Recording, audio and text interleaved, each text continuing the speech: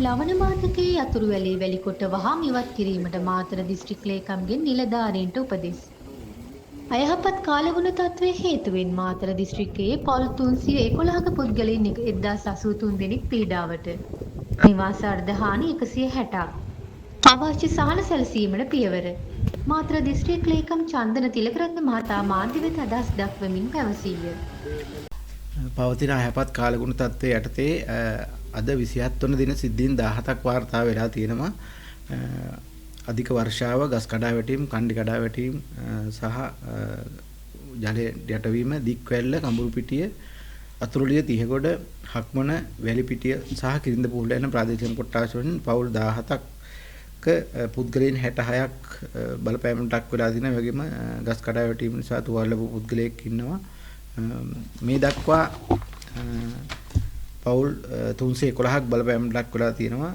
මේ පහුගිය කාල සීමාව තුළ අද දක්වා එයින් පුද්ගලයෝ 1083ක් සහ අර්ධහානි නිවාස 160කට හානි වෙලා තියෙනවා. අර්ධහානි නිවාස වශයෙන් මෙත වාර්තා වෙලා තියෙනවා. අපි හෙට දිනේදී දිස්ත්‍රික් ආපදා කළමනාකරණ සම්බන්ධීකරණ කමිටු සභාවතුමාගේ ප්‍රධානත්වයෙන් පැවැත්වෙනවා පස්වරු දෙකට. ඒ අනුව අපි සූදානම්වෙන් බලා සිටිනවා ඕනෑම තත්වයකට මුහුණ දීම සඳහා. ලවණ බාධකයේ ඉවත් කරන්න තියෙනවා වැලිකොට්ට ආපදා කළමනා අංශයත් වාරි මාර්ග දෙපාර්තමේන්තුව සහ ජාතික ජල සම්පාදන ප්‍රවණ මණ්ඩලයත් නිලධාරීත් එක්ක එම ස්ථානට ගිහිල්ලා අපි තීරණයක් ගත්තා. හෙට උදේ දැන්ට වාරි මාර්ග දෙපාර්තමේන්තුවේ සතුව තියෙන යන්ත්‍ර භාවිතා කරලා හැකි පමණ ඒ ඉතිරිලා තියෙන වැලිකොට්ට ප්‍රමාණය ඉවත් කිරීමට. පවතින අයහපත් කාලගුණ තත්ත්වයේ යටතේ පසුගිය දිනවල නිල්වලා ගංගා සහ අතු ගංගාවන්ට ගස් ඇද වැටීම් වලින් අවහිරවීම් සිදු වුණා.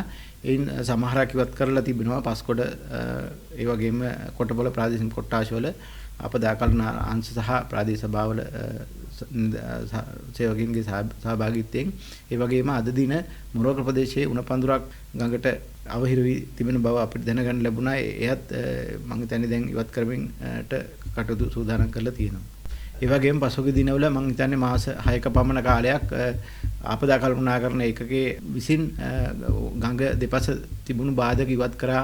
ඒ වගේම වාරිමාන දෙපාර්තමේන්තුව විසිනුත් අකුරැස්සෙන් පහළ ප්‍රදේශවල ගඟ පළල් කිරීමේ කටයුතු කරා. ඒ නිසා පහුගිය දවස්වල අපි දැක්කා වර්ෂාපතන සාපේක්ෂව ගංගා වතුර තත්ත්වය අඩු වුණා. වේගයෙන් ගලා යාම සිද්ධ වුණා.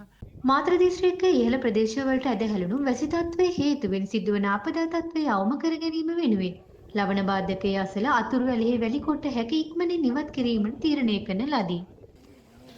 මාතර දිසාපති චන්දන තිලකරත්න මාතර දිස්ත්‍රික් ආපදා කළමනාකරණ අධ්‍යක්ෂ කැලුම් කුඩලිගම 613 බලසේනාධිපති කර්නල් සමරසිංහ ජාතික ජල සම්පාදන හා ජල අපවාහන මණ්ඩලයේ ප්‍රධාන ඉංජිනේරු සමන්ත මහතා ඇතුළු ඉංජිනේරු මහතුන් පාර්ලිමේන්තු මන්ත්‍රී මහාචාර්ය අබේ වික්‍රම සම්බන්ධීකරණ ලේකම් ප්‍රියන්ත විජේගුණසේකර යන මහත්වරුන් ඇතුළු පිරිසක් ලවණ බාධකයේ අසල අද සිදු කළ නිරීක්ෂණ චාරිකාවකින් පසුව මෙම තීරණයට එළඹිනි.